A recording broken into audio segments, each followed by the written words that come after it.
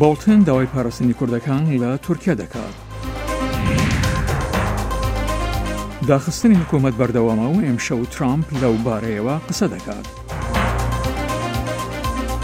زیندووکردنەوەی نەریتێکی دێرینی کوردەواری لە گەرمەسیر.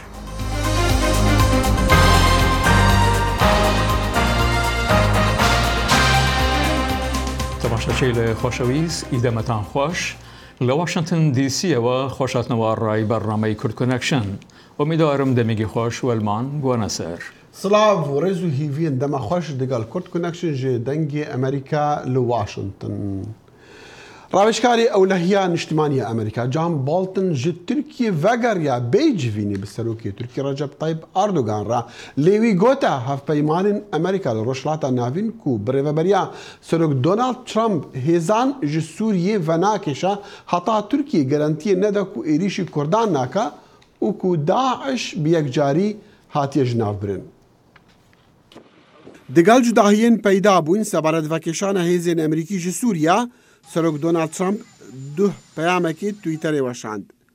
Ji bo bidirewxistina raportên ragihandinê ku ew ji gotina xwe ya 19 meha 12 par lê vebûye, sebaretvekeşana bilez Serok Trump di wî peyamî de soza vekeşana li serxwe bi selamet ji Sûriya da.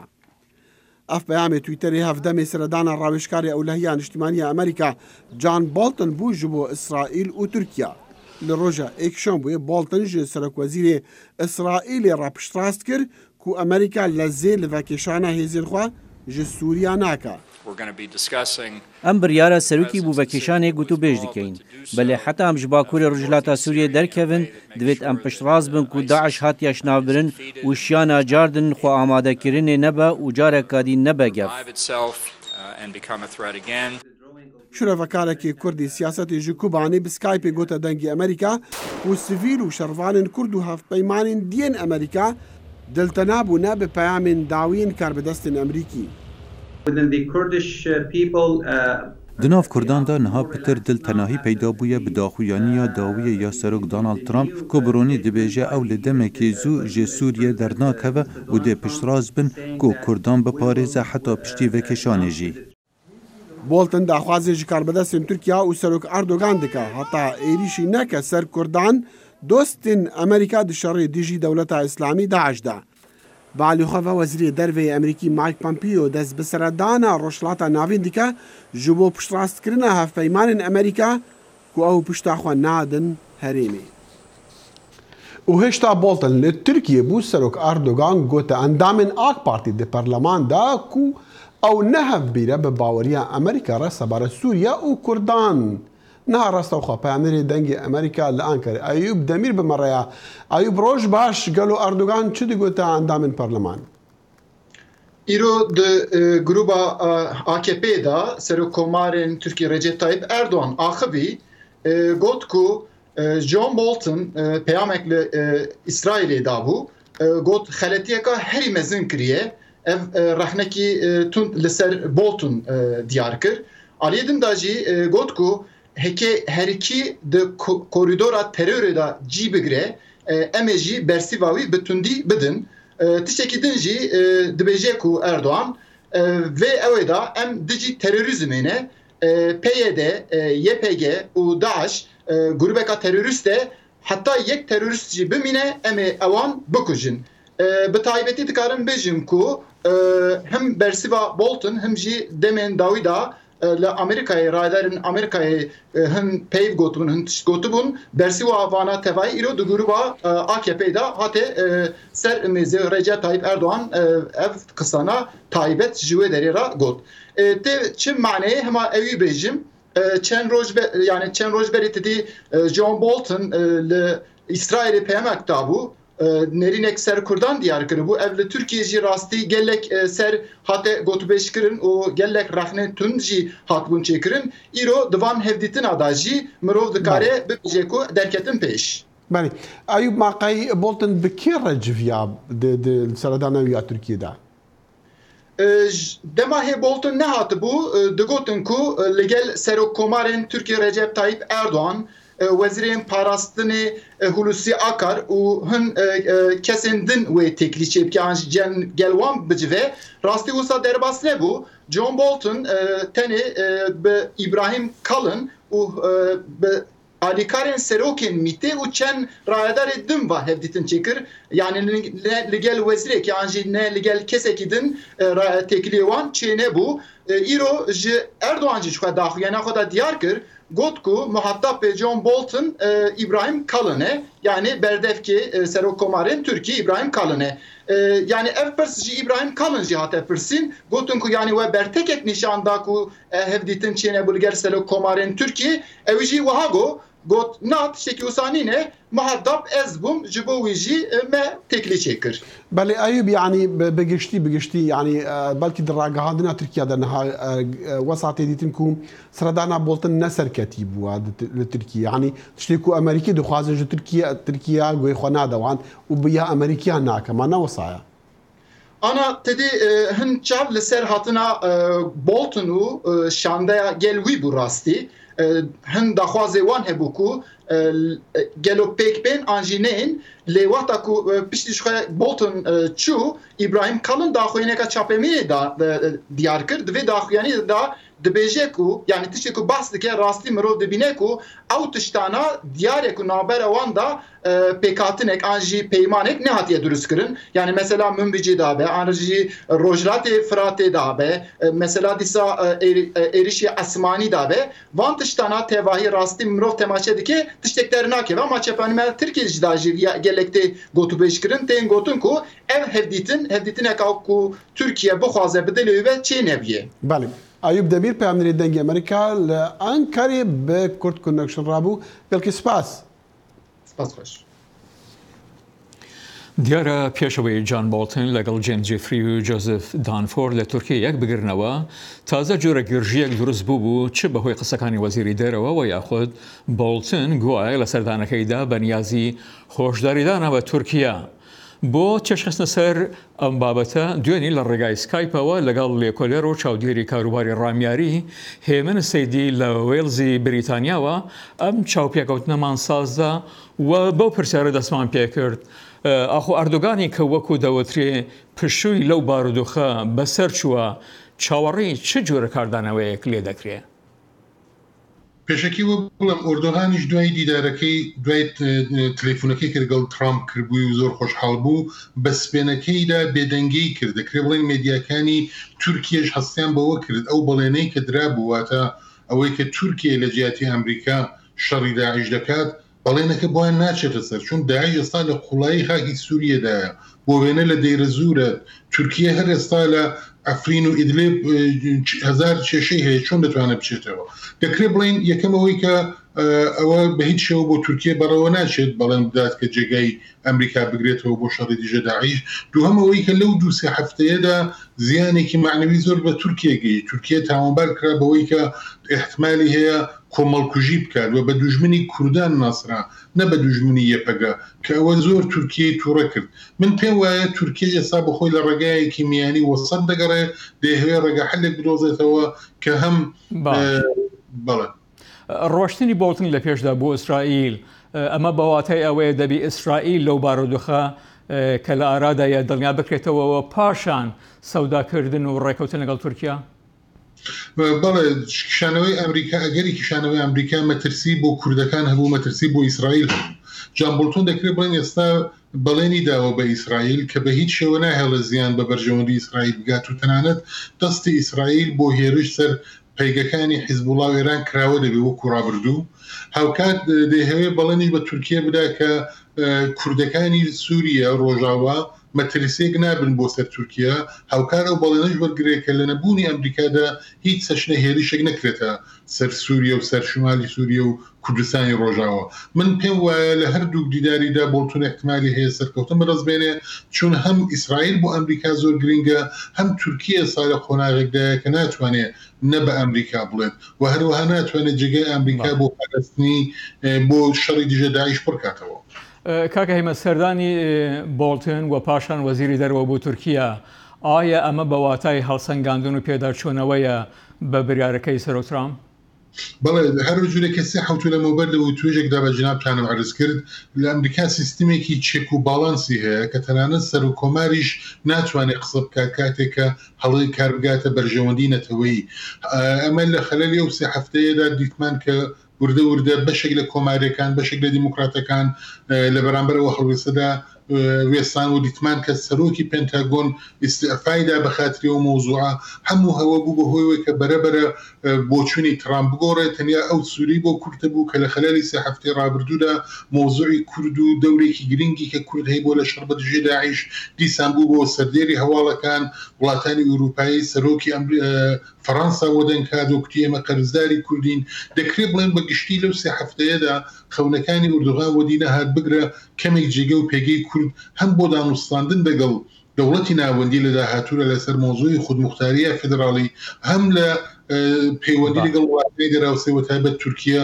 جێگە و پێگەی کورد باشتر بوو لە ڕابردوو بەس ئەو جورە بەرارەی سەرۆک ترامپ کە لە پێشدا دراوە ئەم جورە قسانەی پۆمپی و بۆڵتن تا چەند ئەو وڵاتانەی لە شەڕ سوورەیەدا دەستێکەڵاویان هەیە دەخاتە گێژاوەیەکەوە من پێم وایە زیاتر لەوەی کە هەلێک بوو بێت بۆ ئێرانیا بۆ تورکیا دەکرێت بڵێنەوە داوێک ئەوان ئێستا سەران لێ شێواوە دەزانن کە ئەمریکا کشانەوەکەی بۆ مانایەنێک کە ئەوان جێ پڕکاتەوە بەڵام بۆ مانایەیە کە مۆزوعاتێک مەطرح دەبێت کە بە زیانی تورکیا و ئێرانن یەکێک لەوان هەر مۆزوعی کوردە مۆزوعی سیستمی داهاتووی سووریە کە دەبێت لا مەرکەزی و فێدراڵی بێ هەروەها دەرکەوت بۆیان کە ئیسرائیل ئێستاشی لەگەڵ بێ هاوپەیمانی استراتیژیکی ئەمریکایە بەتایبەت ئێران زانی کە ئەو کشانەوە ئەگەری کشانەوەی ئەمریکا هیچ گۆڕانێک لە سیاسەتی ئیسرائیل بەنسبەت ئێراندانە پێک ناهێنێ ئەگەر ئێران بیهەوێ هەروەکو جاران بەردەوام بێ بیهەوێ پێگەی دائیم لە سووریا دادمەزرێنێ یا هاوپەیمانەکانی حیزبوڵڵا لەوێ پێگەی دائیمانە بێت ئیسرائیل بەبێ لە بەرچاوگرتنی هیچ شتێک هێرش دەکاتە سەر ئێران و بەرپرسێتێکە لێن دەرڤین هێزین سووریا دموکرات ڕێدور خەلیل گۆتە دەنگی ئەمریکا و پشتیوان هەموو داخوایانیان سەبارەت بە کێشانە هێزن ئەمریکی ji سووریێ هێشتا لە مەیدانی تشت نهاتیە گوهرتن. بەڵێ دەخیل شەڕ دژ بە دەوڵەتی ئیسلامی بە یارمەتی ئەمریکا و هێزەکانی هاوپەیمانان و هەروەها نێونەتەوەی هەروە بەردەوامە ئەو دەڵێت هاوپەیمانانی نێونەتەوەی تر بەو بریارەی ئەمریکا خۆشحاڵ نین و پرسیارەکەوەیە تاکەی هاوسوزی هێزەکان ئەم ئامانجە بۆ دینیانی ئەمە ئەمجاەوە دەڵێت ئیمە لەگەڵ چارەسەرێکی ڕامیاریداین. گەلو هێزن ئەمریکی لەسەر عەردێ تەفگەڕاوان چاوایە و گەلو ڤەکشاندن چێبوو یانە برێز خەلیل لەسەر vê mijarê tekez kirgo rewşa leşkerî ya hêzên koalîsyonê wek berê ye û şerê bi Daişê re birê vediçe. Li ser erdê di aliyê pratîkî de heta nihanka yani ji roja gog biryara paşvekşandinê hatiye derxistin tu guhertinek li ser erdê çê nebûye tekoşîna me hîn bi hevdûre berdewam e alîkariya Amerîka û ya koalîsyona navnetewî jî li dijî Daişê hîna berdewam dike. Li gorî biryara Amerîka got qunaxa yekê ya şerê li dijî Daişê qediya ye û dê dest bi pêvajoya diduwan bikin. Gelo Hesedê bi têkiliyên xwe bi Amerîka re li ser wate û naveroka qunaxa diduwan di şerê li dijî Daişê de çi hatiye pîlankirin. Yani beriya derketina biryara paşvekşandinê planê me 2019 jî bi hevdûre hebûn ew ê çawa hemberî Daişê me tekoşîna xwe berdewam bikin. Weke me anî ser ziman destpêkî de jî coğrafî tinekirin nayê wataya got Daeş xelas bûye bi hezaran grûpê Daişê razayî gogid herêmê de hene bi cî bûne gogereke ev grûpana bêne tinekirin ji aliyekî dîtir ve ev wêrankirin û xerakirina gogid herêmê de çi bûye eger di aliyê ji nû ve sazkirinê de bi erebî dibêjin îadet emar eger gog projeyekî bûrengê hanê tune be di aliyê îadet tehîl de ji nû ve insan perwerdekirin ew qas xerabûn çi bûye di nava civakê de eger gog evana hemî ev wekû proje neyên pêşkêşkirin û li ser wê neyê xebitandin vegerandina Daişê careke dîtir weke berê karekî pir rehet e. Li gorî Hesedê got tunekirina Daişê li hejîn nayê wateya tunekirina wê birêz Xelîl dibêje got bêyî cara siyasî ji Sûrî re wê herdem Daişê hebe. Dîtina çareseriya siyasî niha herî giring e ji bo rewşa Sûrî bi tevahî û bi taybetî ji bo rojhilat û Bakurê Sûriyê û bi taybetî herêmên Rojava herêmên Kurda. Eger gog çareseriyeke siyasî jî neyê peyda kirin جبوی وان هریما افجی سبب که جی سبب گو داعش جاره که تر خو اورگانیزه بک او خری خستن بک د برداوامیه هجبیوینه ده برز خلیل لسر هلوستا کوالسیونه او دانوستاندنین هزن هسده به کوالسیونه را پشتی بریار امریکایا فکشاندنه شروع وکر برز خلیل دازانینگو هفکارن وان دشری لدیجی ترور ده جبریار امریکا نرازینه لگوری گوگ مشوپاند هلوستن وان همی ولاتا نرازیبونا خودانا نشاندان چما نرازیبونا خودان نشاندان جبرگو هدف سرکت نکرنا داعشه هین داعشه تنبویه جبوه یکی اوجی نبوی رنگی به پاشوک شاندنا هزین لشکریه یک کوالسیون جوی داره لی او بخوا هلوستوان هنکی جودانه او دو بیجن شر ما لدیجی داعش و بردوام بکش برگو هین بداوی نبویه لی او چقاسی هزاوان تیر بکه تیر نکه او مجارکی او ولاتانا و امریکا انچخ بکاره بندنا و خوده گفتگو بکن و لوی آستهانی بکارم بگیجن بریارکی. داویا آخفتنا خوده برز خلیل دازانینگو هیزن سوریه دموکراتیک دشر خوال دیجی داعش ده او لکاریا نابنتوید پارزه. او جواکا نابنتوی دوابه بشگریا هسده بکه دشر دیجی تروری ده. زانا عمر دنگ امریکا. ولم رابطه کاردانەوەی هەوڵاتیانی کوبانی دەبینی لە بەرامبەر بیرارەکەی ترامپ سەبارەت بە کێشاوەنەوەی هێزەکانی وڵاتە گرتوەکان لە سووریا. داخویانیە سەرۆکێ ئەمریکا دۆنالد ترامپ یا داوی گوتێدا تەکەس کرد وێ ئەمریکا تەوی vekşandina hêza xwe parastina Kurdan bike kêfxweşî xist nav xelkê Herêmê û hinek aramî di dilê wan da çêkir. Got êdî nema ji gefên Tirkiye bitirsin. Got dem bi dem tehdîd dike wê axa Rojava û Bakurê Sûriyê dagir bike. Herwiha jiyana xelkê Herêmê wek berê vegeriya û liv û tevger di nava bazaran da dîsa çê dibe. Welatiyên Kobanê didin zanîn got di çend rojên borî da pir metirsîdar bûn got piştî vekşandina hêza Amerîka Tirk êriş bikin û careke din koçber bibin û mal û milkê wan were talan kirin. امن چیکی وگری جامعه چیکی نفسی ما پرخوش بو یعنی ملت مجی هانی که کار بکنن برای نادرن هاگی وگری حق سکار خو امن سلام پرخوش شد تاوی گو خلک کوبانی داخیانی سروک ترامپ ارینی دبینن لدی ساجی ترسا خواتینن زمان گو دیار دکن برجی او دلسوز بون گو امریکا ریل پیش ایریشن ترکیه بگره لتشت درکت هوله گو دراغاندنا سروک ترامپ وکشاندنا هیزا امریکا تهدیدن ترکیه زیده بون. اونها او مترسیدارن گو ترامپ جاره کدن گوتنین خواه بگهیره. و هیوی دکن گو وی جاره پاراستنه که دمدریج جعالی امریکا و جبو کردان وره تکس کرن. لگور تصریحات ترامپ داویه از وک شخص باوریم مگالی کی بگوتنه وینین لگوری برجواندی خواه تصریحات داده و داخویانی داده. تزانین گو ده سال 2015 دا هیزا امریکی در باسی باکور سوریه بو جبو پشگیریا یپگی بکه ده شره لدجی داعش دا و هجمارک باریگه جدیره که تا من بجه آوا کرن دیدا بیتری جده 1000 لشگرن امریکی جیه دگرن و بریارا سروک ترامپ بو وکشاندنا هیزا وان خلک دوره ماتمایی هشت. محمود بالی دنگ امریکا کوبانه. سەرۆکی ئەمریکا ترامپ لە هەوڵە کۆششێکی سەختدایە بۆ وێناکردنی سنووری باشووریدا لەگەڵ مەکسیک کە خەریکە دەبیتە تەنگەژەیەکی نیشتمانی و مرۆڤایەتیانە بۆ بەدەستهێنانی پشتیوانی بۆ خەرجەکانی دیوارەکە لە شەڕیدا لەگەڵ یاسادەنەران کە بەهۆیەوە وڵاتەکە بۆ ماوەی 18 ڕۆژە داخراوە. ترامپ پێش سەردانەکەی لە ڕۆژی پێنجشەممە بۆ سنووری مەکسیک براروایە ئەمشەو لە وەتارێکی تەلەڤیزیۆنیدا باس لەوە بکات و ڕێبەری دیموکراتەکان سناتۆر چەک شۆمەر لە ڕۆژی دووشەمە لە نیویۆرک بە ئامادەبوانێکی وت ئەگەر بێت و کانگرس ملکەچی داخوازیەکەی سەرۆک ترامپ بێت بۆ دیواری سنوور لەگەڵ مەکسیک ئەوە کارەساتێک دروست دەکات. هەرچاوە بەشێک حکومەتە فیدرالی گرتیە کەت هەفتەیە سێم و هێشتا نیشانی ڕێکەوتنی دنێڤبەرە کوشکاسپی و کۆنگرسیدا نەخویانە سەبارەت خەرجیە سەرۆک دخوازە ji بۆ ئاواکردنا دیواری لەسەر سنووری مەکسیکۆ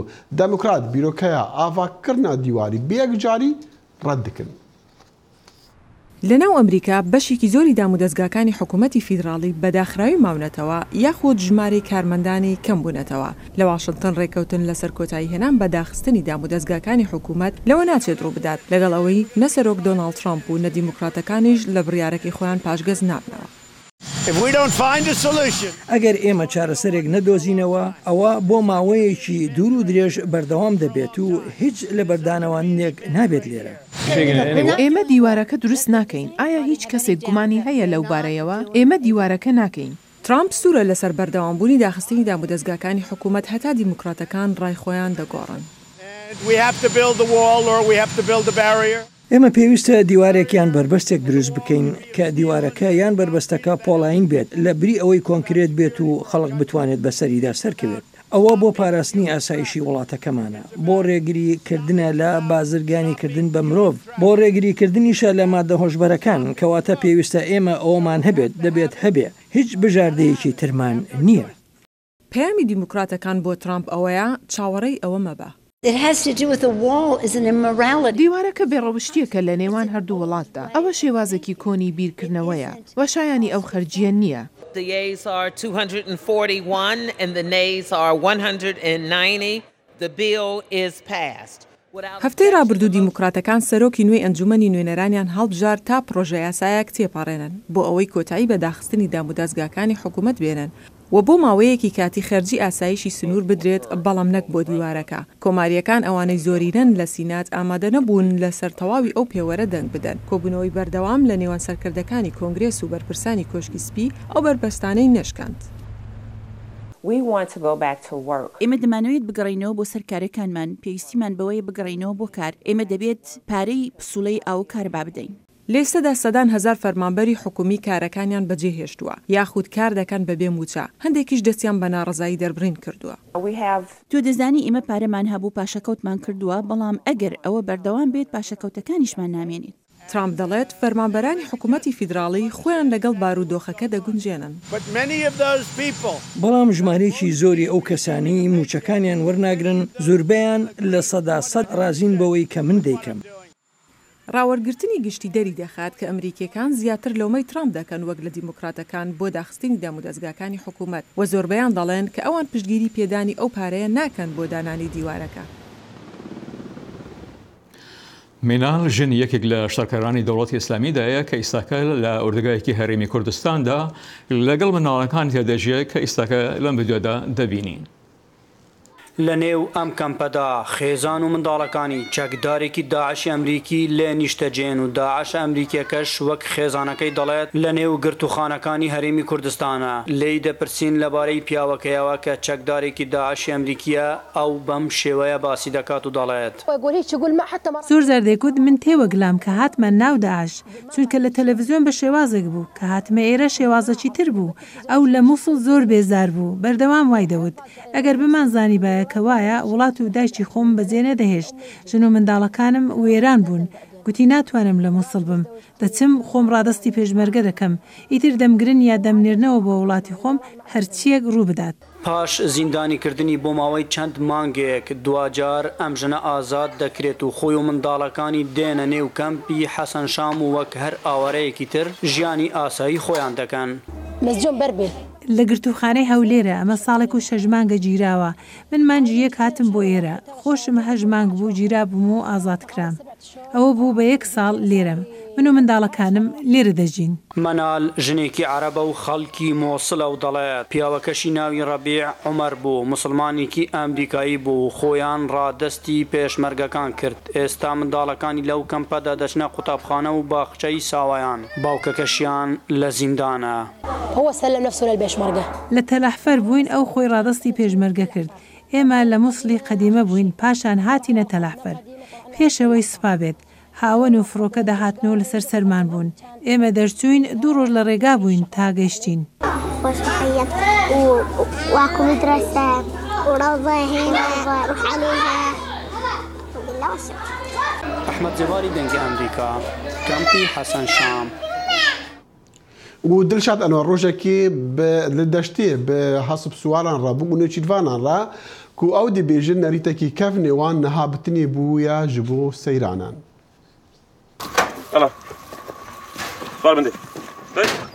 ئەسپ و تانجیەکانیان لە ئۆتۆمبیلەکانیان بار دەکەن خۆیان ئامادە دەکەن بۆ ڕاوکردن و ئەسپ سواری. ئەوان گەیشتنە ناوچەی بنکورەی سنووری قەزای خانەقین، ئەو ناوچەیە کەروێشک و ئاژەڵی کێوی تێدایە. هەرچەند خۆشیش نییە ڕاوی حیوانی کێوی، بەڵام ئەوکەتر ئێمە بۆ خۆشی و بۆ یادگاری دەرەچین و بۆ ئەسپ سواری و تەنها مەسەلە ئەوەیە، تر مەسەلە نە کەروێشکە و نەهیچە و بە دەشتاییەکانی بنکورەدا بە سواری ئەسپەکانیان بڵاو بوونەتەوە. بەدەم گۆرانی وتنەوە ناوچەکە دەپشکنن و بە دوای کەروێشدا دەگەڕێن. ئەوان زۆر دەستکەوتنی نێچیریان بەلاوە گرنگ نییە، هێندەی دەیانەوێت کاتێکی خۆش بەسەر بەرن. ئێمەش وەکو ئەمڕاواتین بۆ ئەمڕاوە هەر بۆ زەوق و خۆشی خۆمانە لەخوا بەزیان بڕۆ کەس محتاجی ئەوە نییە کە ڕاو بکاو بۆ گۆشت و ئەوانە و خواردنەکەی، هەر بۆ زەوق و خۆشی خۆمانە و ئەسپ سوارەکەی هاتیا و تاوێ هەڵپەڕینە و تاوێ قسەی خۆشە و گۆرانی وتن بین خۆمانەوەی تر ئەوە بۆ خۆشی ئینشاڵڵا.